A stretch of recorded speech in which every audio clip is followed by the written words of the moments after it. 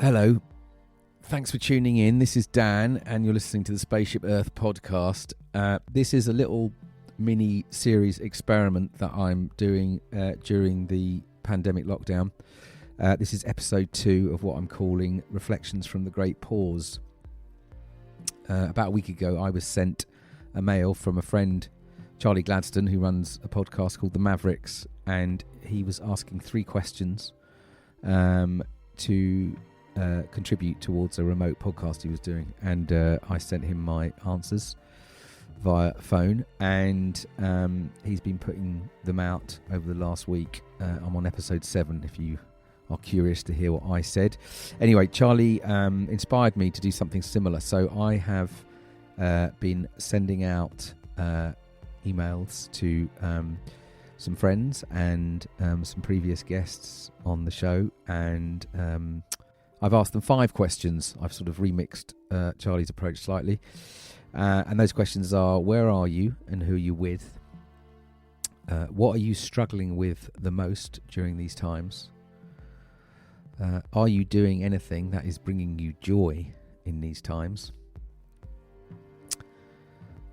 What are you hoping might emerge from these strange times?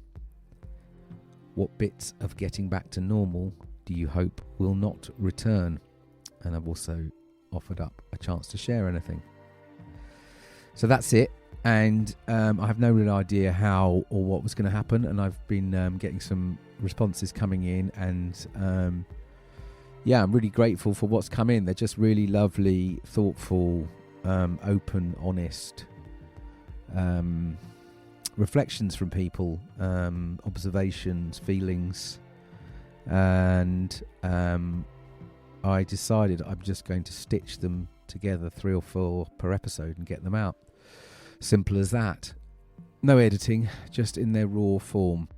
I wanted to caveat, as I did in my offering to Charlie, that I realise I'm in an extremely lucky situation, and I'm very, very aware and grateful that I am at home with my family. I have a lot of nature around me. I have a garden. I've got just about enough work to keep the wolves from the door for the next couple of months. And I'm not out there on the front lines like so many people are, keeping all of us going. And there's a huge amount of people that are really suffering and struggling right now. And I just wanted to park that because I'm very, very aware of all of that stuff. In fact, a friend said to me the other day, feels like there should be a word to describe this feeling right now, that you're kind of feeling, okay, and sometimes weirdly grateful to have a pause. But yet, inside, you've got this gnawing feeling that things are really, really, really bad for so many people, and it just feels totally wrong. And that is how it is right now. But I hope collectively we move through this and act on that revealing, that realization, and ensure we do something to change that from happening again. So this is episode 2. These are some lovely offerings. I'm very grateful for what people have sent in. I've really enjoyed listening to them, and I hope you do too. We're going to kick off with Tom Kay, who is founder of ocean-inspired clothing brand Finisterre, who I'm sure many of you are aware of or fans of. I'm a massive fan of Finisterre and what they stand for, and have been following Tom and his journey building this amazing business for many years. Have met some amazing people through Finisterre, and the community that he's built through the brand and what it stands for is this exceptional community of people that are part of I guess this growing movement of people who are super connected to the sea and the ocean, They're an amazing bunch of people down in Cornwall, and their ambassador network around the world, all guided through the vision and leadership of Tom. So let's cut the first offering of this episode with Tom Kay of Finisterre. Hi, I'm Tom, the founder of Finisterre. Thank you very much, Dan, for inviting me to be part of your remote podcast. I'm here in Snagness, where Finisterre is based, on the cliffs of North Cornwall. And right now I'm on my daily exercise walk with Otis, who's right there. See Otis? Yeah. Loyal companion. I'm sure many of you got dogs. And so, just answering now Dan's questions. I think the second one would be, what am I struggling with most during these times? And I think it's probably the fact that it looks like things are going to get worse before they get better. So everyone is sort of adapting to the new normal, doing all they can, really kind of hunkering down, looking after their loved ones, making sure they're safe and well. And I think with the knowledge that things are going to get worse before they get better, that can be quite demotivating sometimes. So that's a thing I'm personally struggling with a bit, although I sort of live each day, day by day, and a positive day is a good thing. Have I started doing things differently that's bringing joy to me in these times? I guess like a lot of people, life has slowed down in a really, really positive way. And for me, I've been really getting a lot of inspiration, I think, from nature. And I think nature is such a powerful thing all around us. And if you are in a city, if you're in a town or village, it's around you all the time. And it's a really beautiful time of year right now, with all of the hedges and trees coming out, all the birds pairing up. And I just saw my first swallow yesterday morning, which is a really it's always been a thing for me, seeing swallows at this time of year. The earth is still turning. That little bird has spent I think 200 days getting here, 8,000 miles from South Africa to come and spend the summer with us. And so when you see them, you need to welcome them in and give them a real cheer, because they spent a lot of effort getting here, and it's a really positive sign. So for me, getting the resilience of nature and the kind of positivity of the adaptability of nature, I think, is something getting real kind of giving me a lot of resolve right now. What can I hope would emerge from these extraordinary times? I guess it's the fact that, personally, I think the sense of community that we're all seeing in everyday heroes all around the country, and that closeness of communities, friends, family, loved ones, and not being able to just go and see them if they're they're a distance away. So I think the kind of real appreciation of those connections and not taking them for granted, and really making the most of them, and making effort to stay connected, look after them when I think that could emerge. And what bits of getting back to normal do I hope will not return? I definitely hope we maintain some of this slowing down, consuming less. We don't need as much as we think, more of a subsistence existence, food, shelter, family, your tribe, and those kind of being our priorities, really. So I hope you guys are all safe and well, and your families and friends and community are well, you're checking on one another. It is really scary and uncertain times, and I think what I want to leave you with is a brand, Finisterre. We connect people to see and encourage an emotional connection to see. And whilst I appreciate a lot of you cannot be down here right now, and we're lucky to live here and work here, I thought I could do maybe a virtual connection to the sea. It's a beautiful day. There's no one on the beach right now, but and it's empty, obviously, and don't worry, it's as beautiful as you remember it's being. And do you know what? After this is all over, it's going to be even more beautiful. I think everyone's going to appreciate it even more. So I'm going to sign off now, say thanks, Dan, love what you do. Thanks everyone for tuning in to this podcast, remote podcast. And it's Tom from Finisterre saying stay well, stay safe, and leave you with a view of Snagness. Okay, thanks everyone.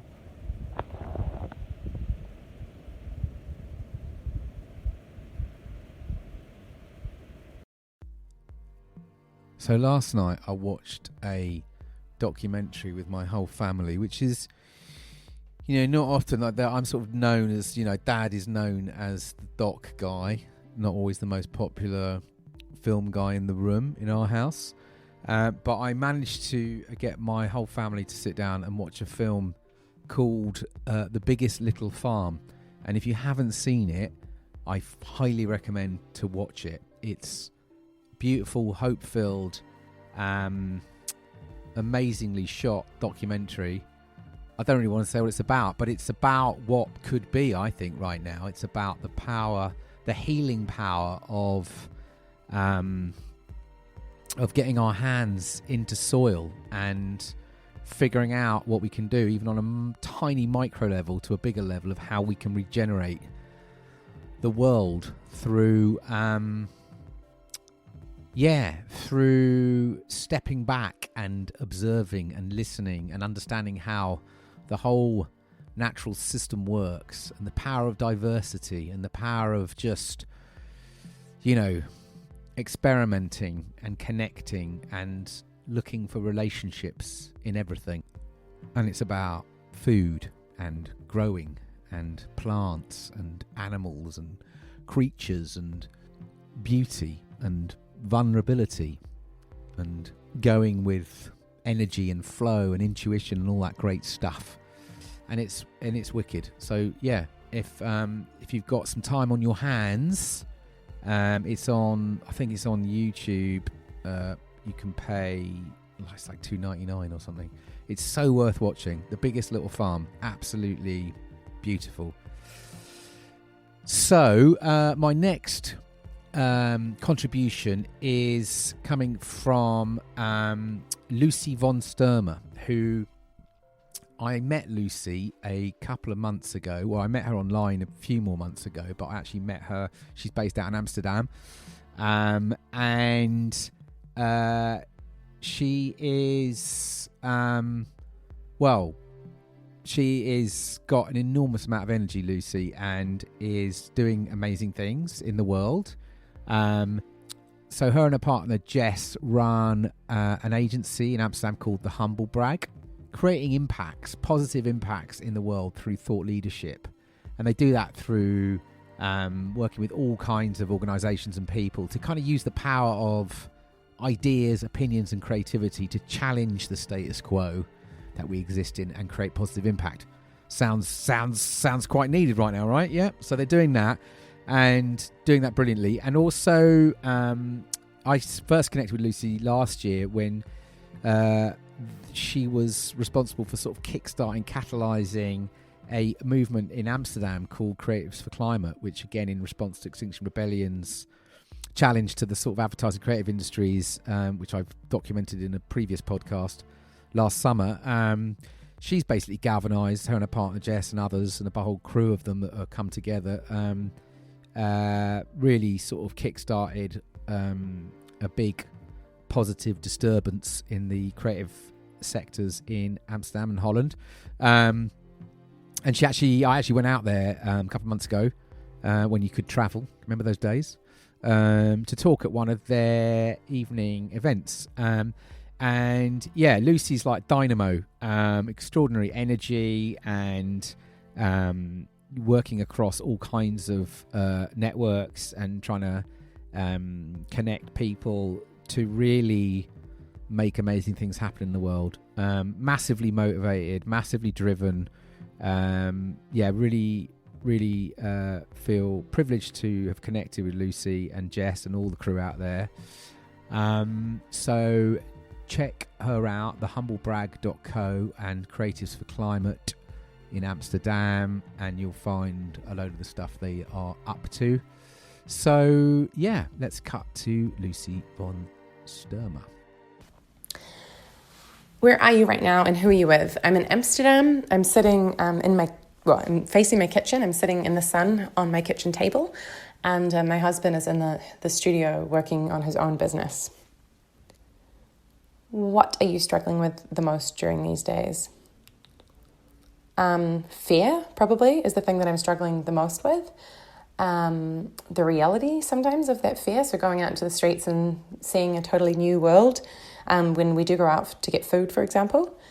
But also the truth is I'm struggling with time, which is not the answer that I'm supposed to give, because I know everybody's saying that they have more time on their hands, but As the founder of a really small business with new hires and a growing team, it's quite stressful, obviously, to pivot and to ensure that your price point's right for this new climate, and that we're, at the forefront of all the conversations that we think are really important to be at. And there's just so many great think pieces and webinars and amazing conversations that are happening, and I'm finding it really difficult to both do the work I want to do, but also to engage with all the inspiring conversations that I really want to be engaging with too.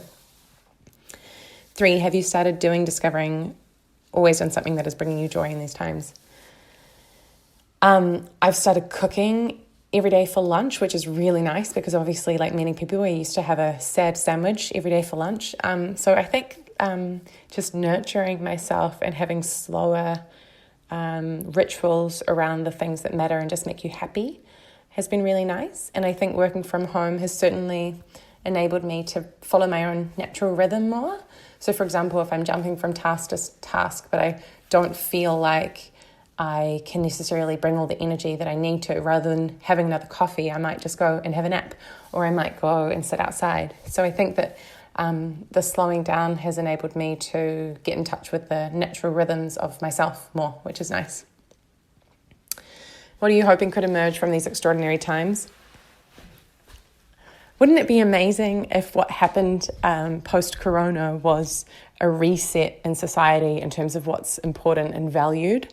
Not only, possibly curbing incessant consumerism, but also valuing the services and the workers that have kept us fed and safe during these times, possibly a reset in terms of what we admire and what we value as a society, and hopefully also an opportunity, more important than ever, to mitigate the effects of runaway climate change, and for business as usual to stop. So for incessant growth to no longer be the goal of companies, but also in terms of governments, that countries like New Zealand, and I saw Spain today, for example, has announced a universal basic income, that other models of leadership are possible, swift thinking, things that have never been done before by governments are possible, and by business leaders itself. So I'm really hoping that we all collectively enter this new mindset and this new energy together.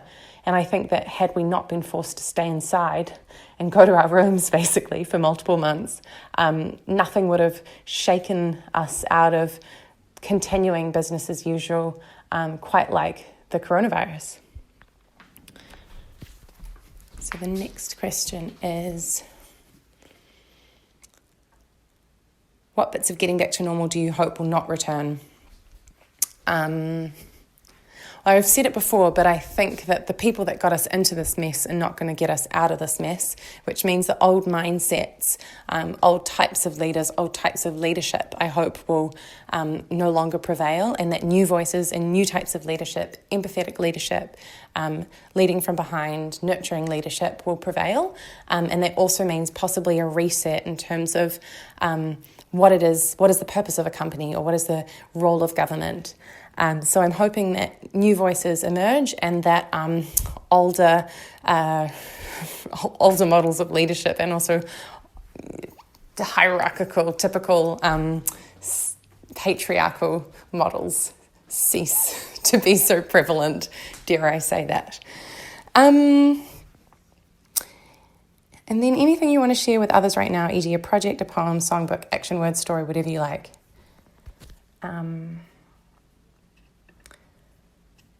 So this time has provided me the opportunity to dive into a little bit of why I even have a company like the HumbleBrag, and why I'm spending my energy building an initiative like Creators for Climate. And I think it's because at its core, I really believe that words and ideas can shape the world, and that I really want to be part of this new economy narrative, and I want to give voice and light to others that are part of this narrative. And I think it's a really exciting time for a lot of things that we thought were impossible to come to fruition. And I think it's really beautiful to collaborate with people that are on this journey too, and to embrace collaboration over competition, but also to create hopefully a wide spread mass movement of new voices and new possible ways of being. So for me, my contribution is through ideas and words. And that's been really nice to get back to the core of why do I do what I do, and do I still think it's important during a time like we find ourselves in? And so for me, the answer was yes. And I hope that other people have the opportunity to dive into thinking about where they're spending their energy. Is it relevant? Is it important? Does it touch on their core values? And I hope that people will find that the answer is yes. So I'm very lucky where I live, and I really know that for a lot of people, the lockdown must be like being caged in. And I've got huge gratitude because I have a garden and I have a wood across the road where I can walk my dog, and spring is just absolutely erupting right now. Nature is flirting at us everywhere. And I was walking the dog the other morning, and I noticed this cherry tree in full blossom, and there was just, I could hear this humming coming from the tree, and I stood underneath it, and it was just alive with bees. Like the whole tree sort of, it almost felt like it was kind of vibrating. It was quite stunning. I tried to record it. I'm not sure if you can pick it up, but let's just have a quick listen to the this cherry tree and the bees.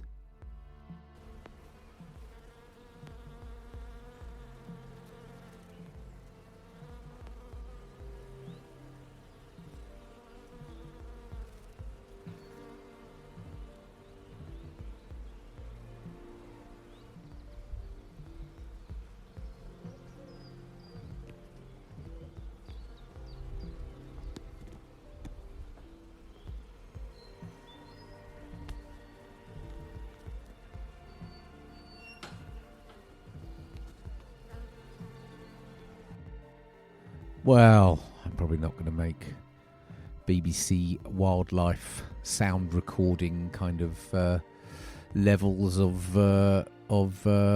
skills there. But anyway, those were the bees from the cherry tree across the road. So my next offering is from my good friend Mark Sears. Well, Mark gave up a very senior career at Virgin brand many years ago to take the reins of the fledgling movement, the Wild Network, which I've been very actively involved with since it was birthed 6-7 years ago, which, if you're interested, is a movement to rewild childhood. You can check out thewildnetwork.com. And Mark steered the movement from its very early days for a number of years, and he's someone that I've collaborated with as well as journeyed with a lot, particularly around our connection to the non-human world. We've shared various kind of learning journeys and experiences together. Mark's a wonderful soul. He's a great thinker, holder of spaces. He's really journeyed deep over the last few years, exploring our relationships as humans to the more than human world. And of recent, actually, he's been doing some really brilliant work in Birmingham, which is actually his old, where his roots, where he grew up, supporting more vulnerable communities, children and communities develop access and relationships to the natural world. Lots of good stuff.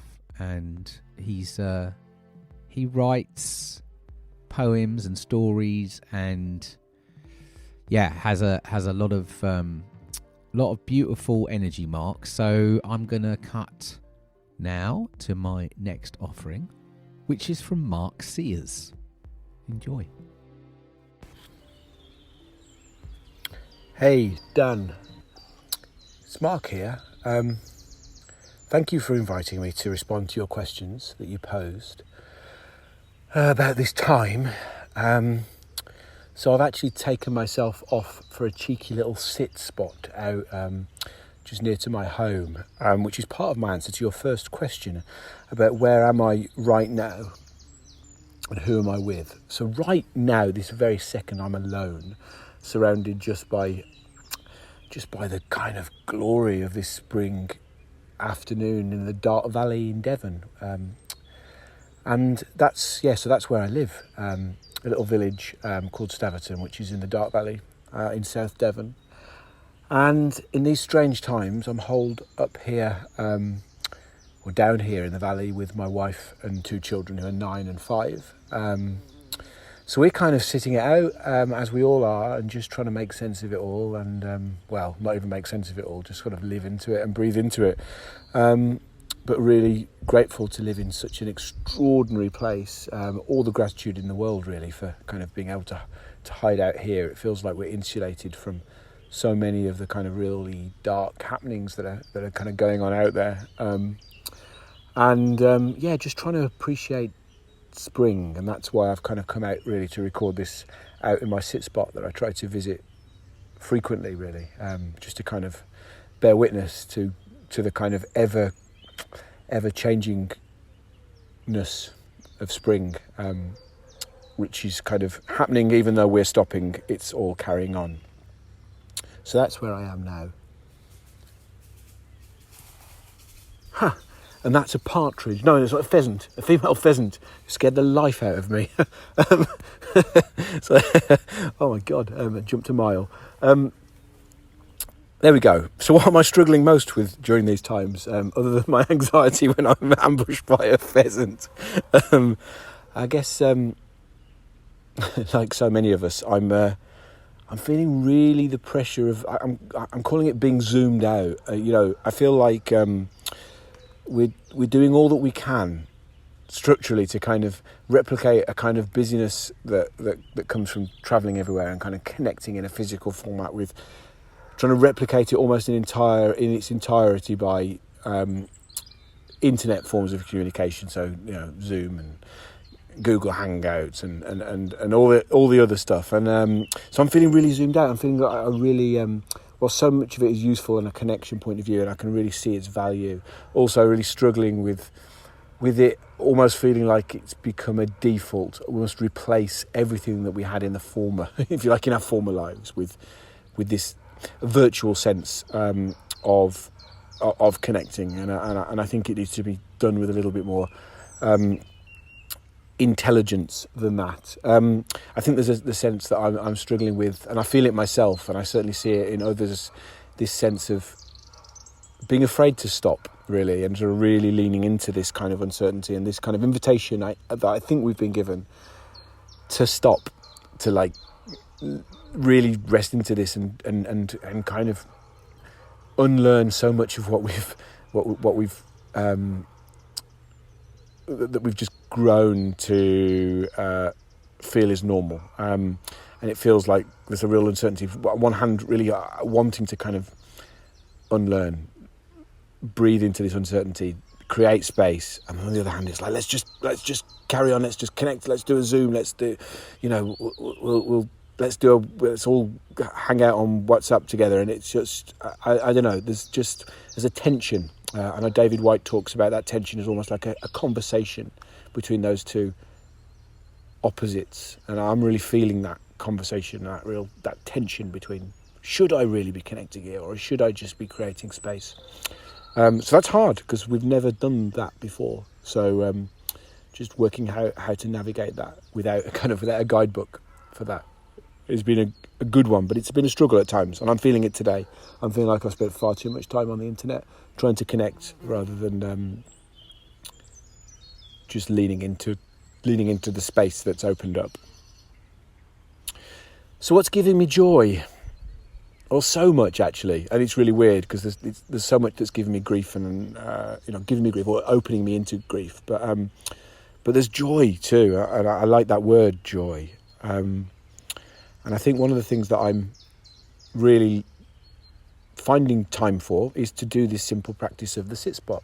And I know you and I have both kind of lent into this practice through our kind of work and our training around nature connection. And, it really is the kind of ultimate grounding tool to come out and spend, 20 minutes minimum, as many times as you possibly can in a patch of ground near to your home, whether that's in a local park or a piece of wood or anywhere really. Just the trick being as frequently as you possibly can, and ideally in the same spot if you can. And so I'm really kind of trying to make the most of really noticing spring happening, as I said earlier, just like this sense of, I think we've been given an invitation to actually witness it this time, rather than saying, oh, that was spring, hello summer. And so I'm really finding joy in just like, I feel like I'm more in tune with spring this year than I've ever been, actually. I can hear a chiff-chaff there just doing what it does.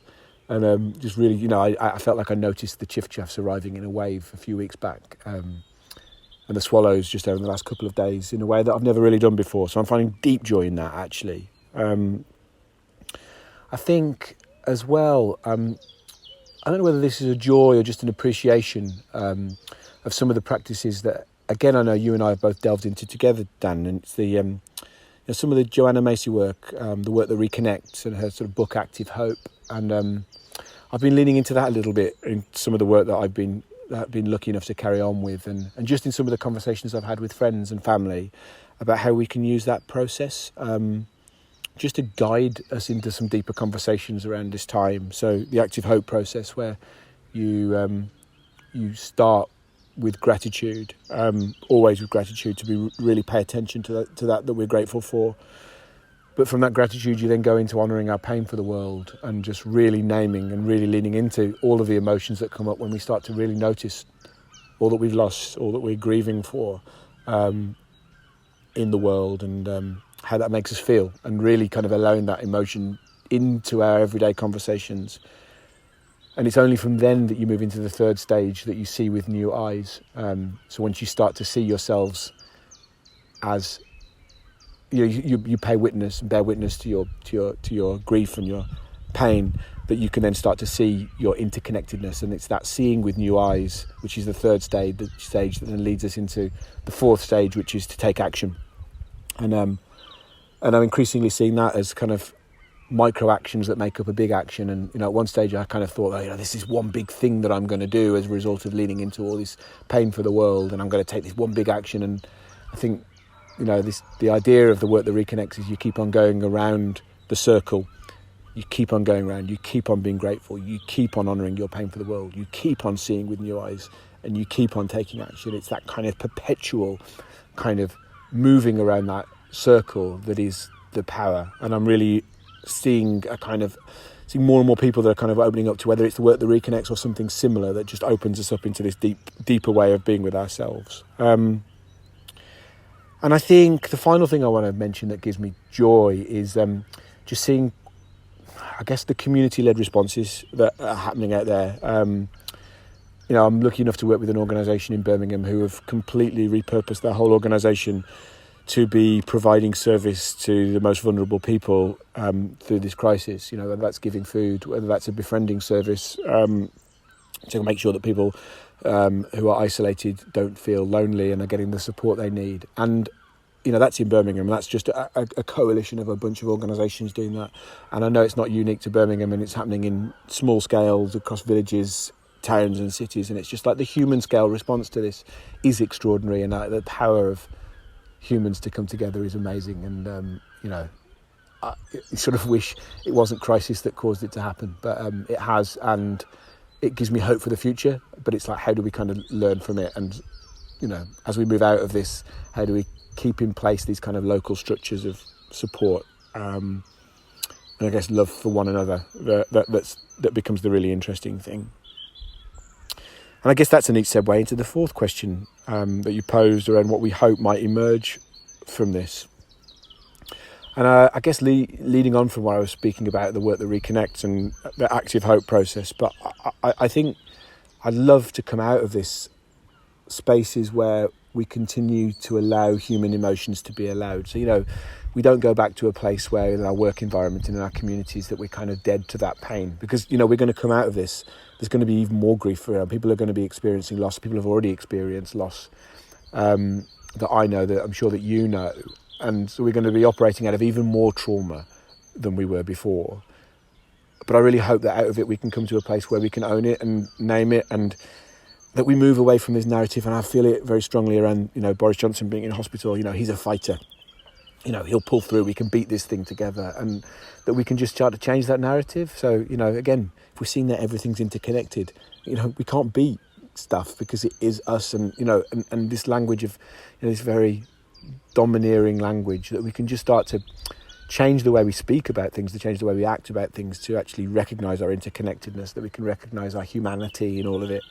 And then I guess I'm also seeing this hyper-locality, so I'm lucky enough to feel, to my local patch is this patch of the Dart Valley with the River Dart and the woodlands along the steep woods along its banks, and but I'm also seeing people that I know that live in cities who are noticing their local patch in new ways, and that's the people in it, but it's also the kind of natural world that is in there too. And so I kind of really hope that we can, I feel it here, in a normal weekend we'd be like, should we go to the beach or should we go to the moor, which is a wonderful choice to have to make. But it's like, in these times we're actually just making our content with this little mile radius of land that we find ourselves in. And I hope that out of this we can start to love that a little bit more, that we can just start not to sort of seek our fulfillment in places that are far away from us, and that we can start to understand our own local patches, give love back to those communities, that we can start to protect and care for and nurture our local wild places. I guess that's what I hope, that we kind of don't immediately go back to a kind of place where I need to go and find wilderness in somewhere far away from me, or I need to, if I want some space to reflect, and that has to be something that's far away, that we can actually recognise, the importance of our little patch of ground, and we can start to dig in a bit, in the way that we're being invited to dig in now. That I'm hoping that we can learn that that's something that's for every day rather than just for these times of crisis, really. And then what do I hope is not going to return?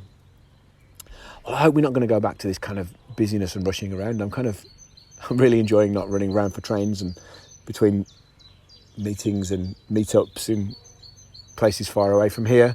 And I think this sense that we need, I don't know, there's something that I'm really appreciating about, we're starting to learn about which bits of human interaction are important, I think, or at least leaning into that question. So I hope we don't just immediately go back to assuming that we need all forms of human interaction again. And by that I mean, we don't have to meet for meeting's sake. I think we've proven that we can make the technology work better for us and that we can connect on that level, but also that doesn't work sometimes. So I hope that we don't go back to just thinking that meeting is the only answer, and that we go back to a sense where when we meet, it is something that's really important and vital, and that we all, it's almost like it's treating it like an event, almost like a ritual. So if we are going to meet, let's make it proper. If we are going to commit to travelling, we are going to move around, we are going to commit those, if you like, those resources to it, human and earth resources, that it's worthwhile, and that we pay attention to the quality of attention to the conversations that we have face to face, because I'm missing that now, really. I'm missing, a virtual fireside isn't a replacement for a fireside. So next time that there is that opportunity to meet, let's really show up. Let's really, really connect to one another. I don't want to go back to just meeting for meeting's sake. The quality of connection.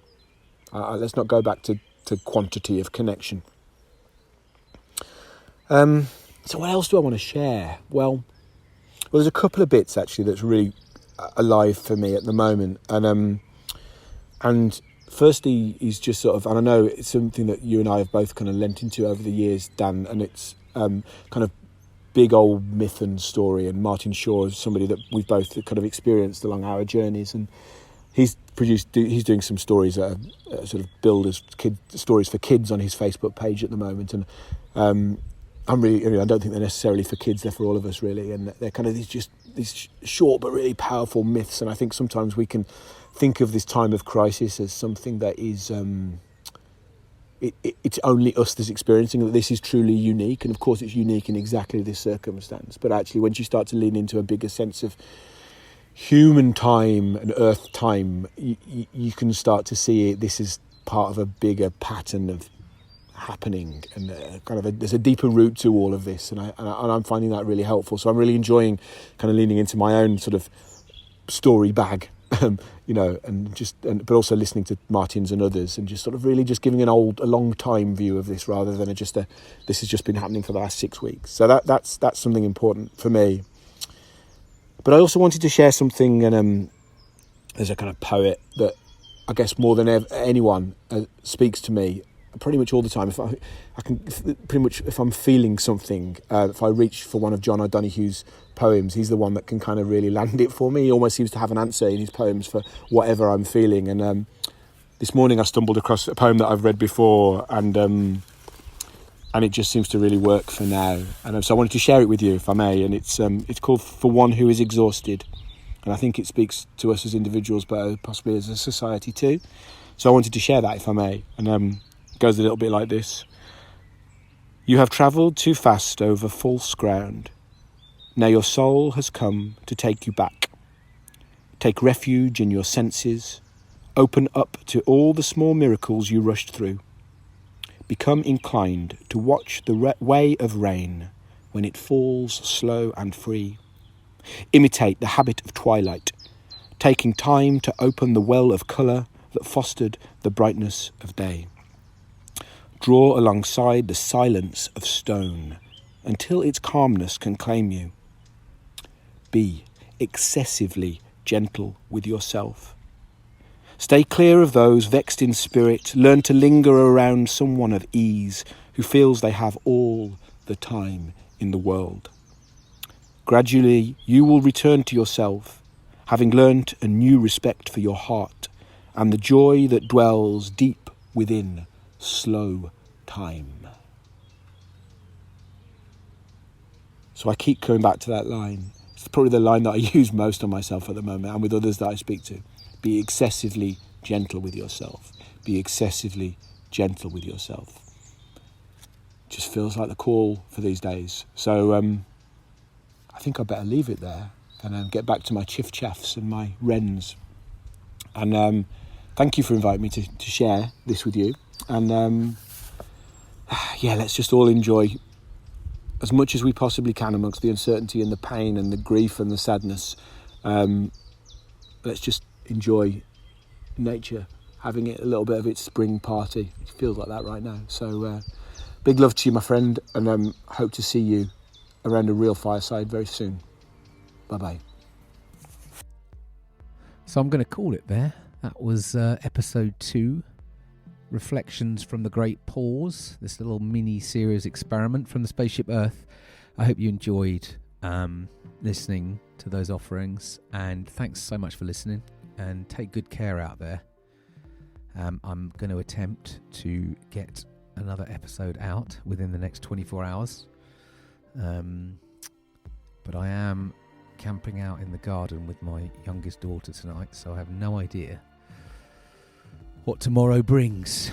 But wherever you are, stay safe, be well. Until next time, peace and